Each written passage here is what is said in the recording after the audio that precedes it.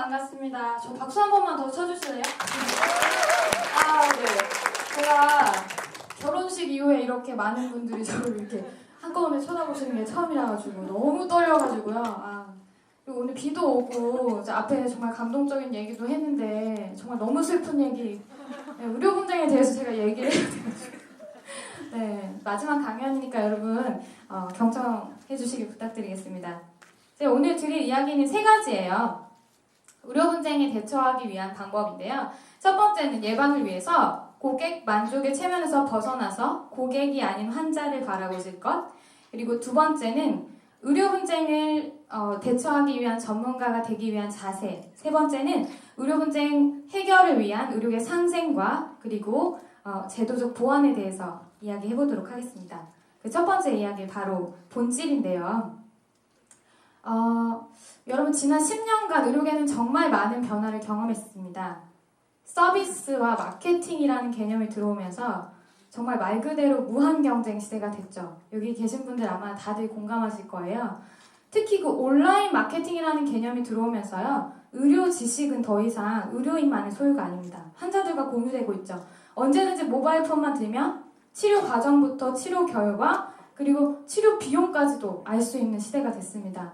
환자들은 더 이상 의료인을 100% 맹목적으로 신뢰하지 않고요.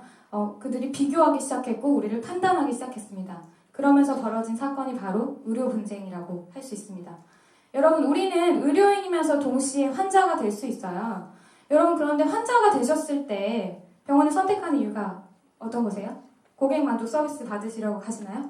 아니죠. 아마 치료받으러 가실 거예요. 나에게 가장 좋은 치료를 받으러 갈 수 있는 병원을 선택하시겠죠. 네, 저희 병원도 그렇습니다. 다 앞에서 병원 자랑을 하셔서 저도 저희 병원 자랑을 좀 하려고요. 저희가 청주의 넘사벽 병원이라고 교정치과 탑을 달리고 있습니다. 네, 박수 한번 주시겠어요? 네. 저희 병원은 특별한 고객 만족 서비스가 없습니다. 첫 번째로는 진료비 할인 제도가 없고요. 그리고 특이하게 교정치과는 야간 진료가 없습니다. 네, 무슨 배짱인가. 네, 소개 환자율이 60%를 육박하고요. 상담 만족도와 문의사항은 90%를 육박합니다. 현재 저희 병원에 내원하시는 평일 내원 환자 수는 120에서 130명, 그리고 토요일 같은 경우는 150에서 160명 정도가 내원하고 계십니다. 개원일에 저희 병원을 찾아주신 환자분 차트 보유 수만 해도 16,000여 명입니다. 그렇다면 저희가 아까도 말씀드렸던 것처럼 특별한 고객 만족 서비스 없이 환자분들이 저희 병원을 찾는 이유, 바로 진료 원칙입니다. 저희는 세 가지를 정말 중요하게 생각하는데요. 치료 결과와 진단 동의서입니다. 저희 병원의 미션은 환자에게 정확하고 안전한 진료를 제공한다입니다. 그렇기 때문에 고객 만족 서비스를 하지 말라고 말씀드리는 게 아니고요. 그만큼의 에너지를 진료를 하시는데 쓰라고 말씀을 드리는 거예요. 정말 좋은 진료를 만드는데 쓰셔야 한다는 겁니다. 그리고 두 번째는 진단인데요. 저희 진단이 굉장히 특이해요. 저희는 한 환자분의 진단을 한 원장님이 내리시는 게 아니고요. 3명의 원장님이 내리세요. 그래서 시간이 조금 걸리는데요. 그 진단 과정을 통해서 치료 계획 과정에서 발생할 수 있는 오차 범위를 빈틈없이 꼼꼼하게 줄이고요. 원장님마다 그 치료 견해가 조금씩 다르실 수 있잖아요. 그 부분에 대해서 충분히 협의가 들어간 후에 환자분과 상담을 합니다. 그래서 그 상담 만족도가 굉장히 높다고 할 수 있고요. 마지막은 동의서인데요. 동의서가 정말 깨알같이 글씨도 안 보이죠. 저희 병원 같은 경우는 의료 분쟁 상황이 발생했을 때 그것이 종결되고 이제 됐다, 끝났다 이렇게 하는 것이 아니고요. 처음부터 끝까지 다시 히스토리 리뷰를 합니다. 그래서 이 분쟁 상황이 발생한 포인트를 찾고요. 그리고 직원들과 공유를 합니다. 그 다음에 이 문제가 다른 환자들에게도 발생할 수 있다라고 생각이 되어지면 이렇게 동의서에 추가를 해서 동의서 내용을 환자분들께 다시 한번 리뷰를 해드립니다. 그래서 동의서 설명하는 시간이 사실 굉장히 길어요. 그럼에도 불구하고 이 시간은 절대 놓치지 않도록 노력을 하고 있고요. 동의서 작성은요, 여러분, 그 분쟁 상황이 발생했을 때 논리적 근거가 되기도 하지만요. 이 과정을 통해서 치료 과정이 어떻게 이루어지고 또 환자분이 협조를 해주셔야 얼마나 만족스러운 치료 결과가 나올 수 있는지에 대한 이야기를 할 수 있어요. 그래서 이 부분은 정말 빼먹지 말고 하셔야 되는 부분입니다. 그렇다면 여러분, 이렇게 함에도 불구하고 제가 이 분쟁을 가지고 나온 이유가 있겠죠. 그래도 분쟁은 발생합니다. 그래서 분쟁을 대처할 수 있는 방법에 대해서 한번 이야기를 해보려고 해요. 예. 비난을 멈추면 비로소 보이는 것들이란 제목을 제가 가져왔는데요. 전문가라는 말이 익숙하신 분들도 있고 또 생소하신 분들도 있을 거예요. 제가 영어 단어 가지고 왔는데 교수님들이 너무 많이 오셔서 하기 조금 쑥스럽지만 연습 많이 해왔으니까 해볼게요. 영어 expert라고 하잖아요. 네. expert의 어원을 찾아보면요. x는 많다, 강조하다라는 뜻이고요. part는 try. 알아들으셨죠? 네. 네. 시도하다 그리고 경험이 많다라는 뜻입니다. 그래서 즉 경험이 많은 사람을 전문가라고 하는데요.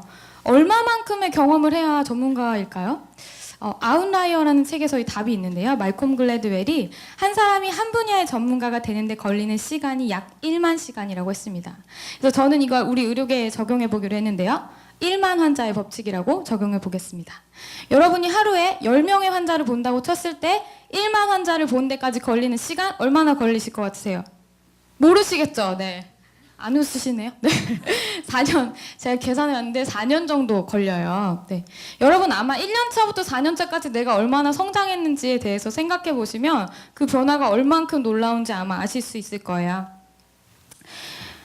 근데 그 4년이라는 시간을 버티는 게 여러분 쉽나요?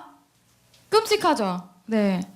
너무 끔찍해요. 저도 너무 끔찍했어요. 제가 잊지 못할 사건이 5년 전쯤에 있었는데 제가 맡고 있는 한 병원에서 사실 제가 브랜드 매니저가 되면요 되게 멋진 직업인 줄 알았거든요. 막 되게 폼나고 막 그런 건 줄 알았는데 진짜 화가 난 환자들을 만나야 되는 거예요. 그 병원에도 정말 화가 난 환자분이 있었는데 너무 예민해서 다 이제 보기 싫어하는 상황에서 이제 문제가 터진 거죠. 그래서 그 남자분이 이제 180대는 키가 180대는 분이 병원에 들어 누우셨어요. 그래서 결국에 이제 제가 나가서 응대를 했는데 이제 저를 이제 구타하시려고 하고 경찰을 불러가지고 이제 합의 보고 이렇게 마무리한 사건이 있었거든요.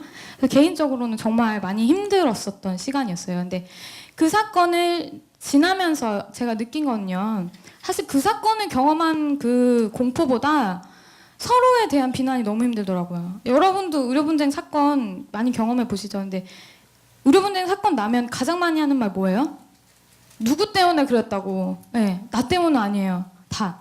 누구 때문에 그랬고 뭐 때문에 그랬고 그 얘기를 듣는 게 저 너무 힘들더라고요. 그래서 비난을 멈추기로 했습니다. 그런데 실제로 에릭 번이라는 심리학자가 말했는데요. 비난을 멈추는데 가장 좋은 방법은요. 여러분 그냥 멈추는 겁니다. 그리고 누군가가 멈추길 바라는 것이 아니고 내가 멈추는 것입니다. 비난을 멈추면 아주 놀라운 일이 있는데요. 그 방법을 해결할 방법이 보이기 시작합니다. 그리고 아주 객관적으로 보기 시작하죠. 그리고 제 멘토분이 이제 아주 좋은 충고를 하나 해주셨는데 그 의료분쟁 상황을 한번 연구해보라는 거예요. 제가 너무 힘들어하니까 그걸 연구하면 언젠가 너한테 써먹을 날이 있을 거야 라고 했는데 그날이 오늘, 바로 오늘입니다. 박수 한번 넣어주시겠어요? 네.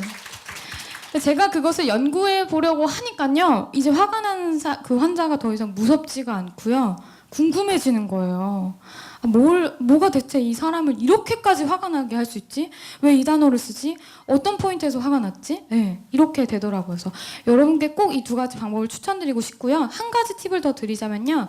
그 상황에 대해서 글로 쓰시는 거예요. 글로 쓰시되 아주 객관적으로 내가 기자가 된 입장에서 객관적으로 그 스토리를 한번 써보시면요. 그 환자가 한 그 비난의 말이 나한테 한 건지 그 신체의 상황에 대해서 한 건지 혹은 다른 사람한테 한 건지 병원에 대해서 한 건지 아주 명확하게 볼 수 있어요. 그러면 더 이상 자기 비난에 빠지지 않게 됩니다. 그리고 제가 오늘 정말 여러분에게 드리고 싶은 마지막 이야기 바로 상생인데요. 슈퍼스텝을 준비하면서 정말 훌륭한 분들이 많이 오시는데 내가 어떤 이야기를 할까, 어떤 메시지를 드릴까라는 그런 고민을 많이 했어요. 아까 배웠던 것처럼 물음을 제가 들을 수 있는 걸 준비해 왔는데요. 상생에 대해서 이야기해 보겠습니다. 의료 분쟁만큼 심각한 문제를 하나 제가 제기하겠습니다. 현재 국내에 필요한 치과 위생사의 수는 4만여 명입니다. 면허 소지자는 6만여 명. 그럼 이게 채워져야 되잖아요. 그런데 2015년 1사분기 미취업자가 3만 2천여 명, 과반수 이상이 치과계를 떠났습니다. 굉장히 심각한 문제죠. 그런데 이게 비단 치과 위생사만의 문제일까요? 여러분 주변에 계신 코디네이터 선생님들, 간호사 선생님들, 전문가가 되기 전에 혹은 전문가가 되어서 의료계를 떠나시죠. 정말 징글징글 맞다, 이 직업 못하겠다 이러고 떠나시죠.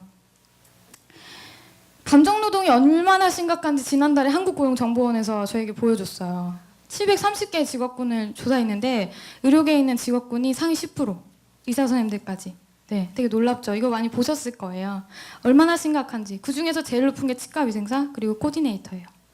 그런데요, 제가 논문을 하나 찾아왔는데 의료사고와 의료분쟁에 대한 인식도 조사 논문이었거든요. 여기서 의료분쟁이나 고객 불만 경험이 얼마나 있냐라는 질문에 무려 88.8%가 있다. 10명 중 9명. 그리고 그러면 앞으로 사고가 증가할 거라고 생각하냐? 93.7%가 예라고 했어요. 그런데 그러면 예방교육 받은 적 있어요? 아니요가 91.8%예요. 제가 아까 말씀드린 것처럼 그 4년의 시간을 견뎌야 되는데 아무 무기도 없이 그냥 내던져져 있는 거죠. 여러분이 걸음마를 하기까지 약 10,000번 정도 넘어진다고 해요. 그런데 10,000번 정도의 넘어짐만 필요한가요? 10,000번의 격려도 필요합니다. 저는 그게 바로 제도적 보완이라고 생각합니다. 저희가 지난 8월에 부산 예바치과를 다녀왔어요. 예쁜미소 바르니 치과. 예쁜미소 바르니 치과는 여러분이 아시다시피 예비 치과 의생사들이 가장 가고 싶어하는 병원, 그리고 치과 위생사 이직률이 가장 낮은 병원입니다. 그런데 가서 저희가 가장 놀랐던 거는 이 포스터가 들어가는 입구부터 그 보이는 동선마다 환자분들이 눈이 가시는 데마다 붙여져 있는 거예요. 그래서 이걸 보면서 이런 감정 노동의 문제를 스텝 개인의 문제로 치부하지 않는구나. 이래서 정말 이 직원들이 내가 소중히 여김을 받고 있구나라는 느낌을 갖게 되는구나를 알게 됐어요. 그래서 저희도 다녀오자마자 이 포스터를 부착했는데요. 한 가지 팁을 드리자면 지금 여기 부산 진경찰서랑 협약을 하셔서 경찰서 마크를 사용하셨는데 이게 조금 과정이 되게 복잡해요. 그래서 저희가 경찰서에 직접 문의를 해봤는데 이 경찰서 마크 사용하시는 대신에 예쁘게 포스터를 만드시면 되시고 대신에 처벌이라는 단어 대신에 신고라는 단어만 사용하시면 사용이 무방하다라고 했거든요. 그래서 여러분도 이거 참고하셔가지고 병원에 만드셔서 부착하시면 좋겠습니다. 그리고 두 번째는 감정노동관리사 교육과정이었는데요. 제가 이제 예바치과를 다녀오고 나서 감정노동과 의료 분쟁에 대해서 내가 조금 더 공부를 하고 더 해볼 수 있는 건 없을까라고 고민하고 있는데 테드에 김태흥 소장님 강의가 올라왔더라고요. 그래서 이거 기회 되시면 정말 꼭 보셨으면 좋겠어요. 이 강의를 제가 왜 추천을 드리냐면 그 화가 난 고객의 화가 나는 경로에 대해서 심리학적이고 과학적으로 분석을 해주세요. 그래서 이 사람이 화가 나면 이렇게 신체가 변하고 이런 심리적 반응이 나타나는구나에 대해서 배우게 되고요. 그 과정을 통해서 저도 굉장히 힐링이 되더라고요. 그래서 여러분께 정말 이 강의를 들어보시라고 추천해 드리고 싶어요. 유튜브에 검색만 하시면 보실 수 있거든요. 그리고 실제로 이 감정노동연구소에 가시면 감정노동관리사 자격증을 취득하실 수가 있어요. 그래서 그 유튜브에 있는 내용보다 훨씬 더 심도 있게 배우실 수 있고요. 현재 이 교육 같은 경우는 대기업들에서 많이 채용을 해서 듣고 계시고 그리고 지금 병원계에서는 고려대병원이랑 아산병원, 가천길대병원에서 내부 교육으로 채용을 하시고 지금 제도적 보완에 대해서 굉장히 노력들을 많이 하고 계시거든요. 그래서 제가 오늘 여러분께 드린 이야기는 3가지입니다. 첫 번째는 본질. 절대적으로 병원이 존재하는 이유는 치료를 위해서입니다. 여러분. 그렇기 때문에 여러분 고객을 바라보지 마시고요. 여러분을 정말 믿고 신뢰한 여러분을 믿고 바라보는 그 환자분들을 바라보셨으면 좋겠습니다. 그리고 두 번째, 의료분쟁 전문가가 되십시오. 비난을 멈추시고요. 관점을 바꾸시기 바랍니다. 그리고 세 번째는 정말 이렇게 슈퍼스틱과 같이 의료계의 문제에 대해서 이야기할 수 있는 상생의 자리가 앞으로도 많이 늘어났으면 좋겠습니다. 지금까지 정말 부족한 강의 끝까지 경청해 주신 여러분께 진심으로 감사드립니다.